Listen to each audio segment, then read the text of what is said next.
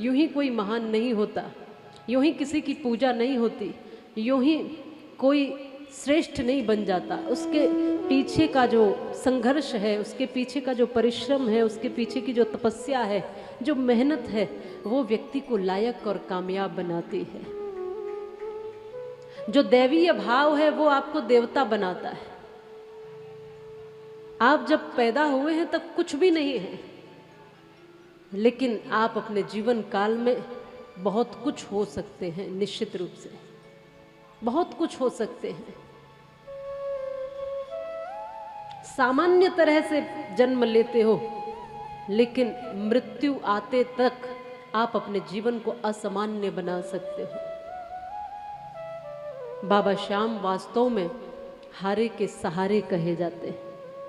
इसका अर्थ, इसका भाव आप समझिए। उनको सब कहते हैं हारे के सहारे।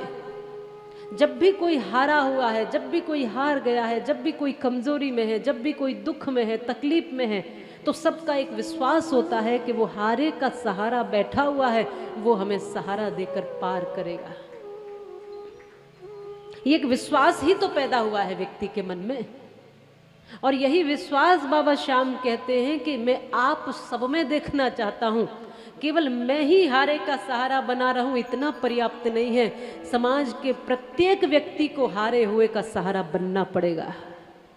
प्रत्येक व्यक्ति को।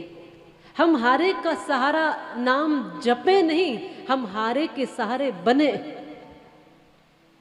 जहां भी हमारे आसपास जो भी कोई कमजोर, कोई दुखी, कोई अभावग्रस्त, कोई गरीब, कोई मुश्किल में दिखाई देता है, उसके लिए यदि हम खड़े होते हैं तो निश्चित रूप से हम पर बाबा श्याम की कृपा होती है।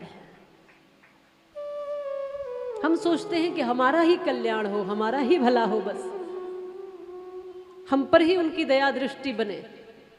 पर वो कहते हैं कि मैं तुम्हारे भीतर बैठ करके उन सब हारे हुओं को सहारा देना चाहता हूं, जो भी कहीं कमजोर है।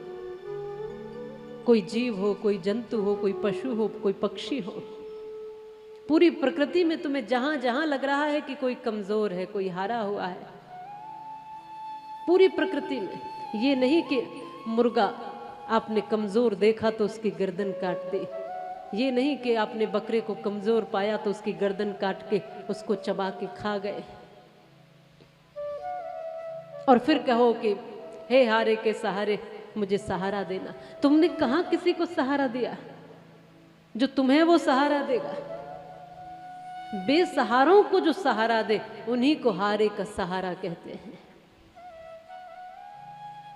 इसलिए आज विराम दिवस की कथा से आपको सबको ये सीखना जरूर है कि जहां जहां जिस जिस लायक हम बने हैं, नहीं है बहुत कुछ आपके पास, कोई बात नहीं, पर कुछ तो होगा। 2 रोटी है तो 1 रोटी बांटकर खाओ। नहीं है आपके पास 10 रोटियां तो 2 तो होंगी, 2 में से बांट के खा लो। यही हमारे संस्कृति का हिस्सा है। मैं भी खाऊं और आप सब भी खा सको, ये प्रकृति जो है सबको समान रूप से देती। वो भेदभाव नहीं करती। वो ऐसा नहीं करती कि एक के खेत पर बारिश कर दे, दूसरे के खेत पर सूखा कर दे। ये बुरा व्यक्ति है इसलिए इसके सूखा कर दो, वो ऐसा नहीं करती। अच्छा है, बुरा है, सही है, गलत है, राम है, रावण है, वो ये नहीं देखती, क्योंकि वहाँ एक ही सिद्धांत चलता है समानता का। वो समान रूप से देती है। वो ये भी नहीं देखती कि भयंकर बाढ़ और प्रलय आ रही है तो किसी धर्मात्मा का घर बच जाए और सारे पापी पापी बह जाए, वो ये नहीं देखती। उसका सिद्धांत है वो एक जैसा सबको देगी। इसलिए कई बार कहते हैं कि एक का किया सबको मिलता है और सबका किया हुआ कई बार एक को मिलता है। एक का किया अच्छा सबको भुगतना पड़ता है। घर में से किसी ने अच्छा कार्य कर दिया तो सबको उसका परिणाम अच्छा मिलता है ना, और घर में से किसी एक ने गलत कार्य कर दिया तो उसका परिणाम भी सबको भुगतना पड़ता है। इसलिए प्रकृति का सिद्धांत सीधा है। 10 लोग बुरा कर रहे हैं, एक व्यक्ति अच्छा कर रहा है, या 10 अच्छा कर रहे हैं, एक व्यक्ति बुरा कर रहा है, वो समान रूप से देगी। बाढ़ आएगी तो पूरा का पूरा गांव ढहा ले जाएगी, बादल फटेंगे तो पूरा पूरा धरती में सब समा जाएंगे, वर्षा होगी तो सबके लिए होगी, सूखा पड़ेगी तो सबके लिए पड़ेगी। प्रकृति समान देती है, वो भेदभाव नहीं करती। तो इसलिए कहते हैं कि मैं भी खाऊं और तुम भी खा सको, ये प्रकृति है।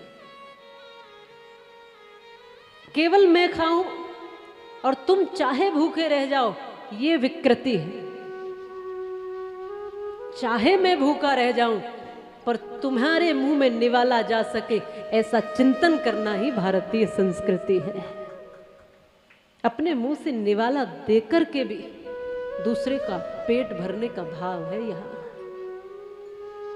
सबको सहारा देने का भाव है यहाँ, खड़ा करने का भाव है यहाँ, धुतकारने का भाव नहीं है हमारी संस्कृति में।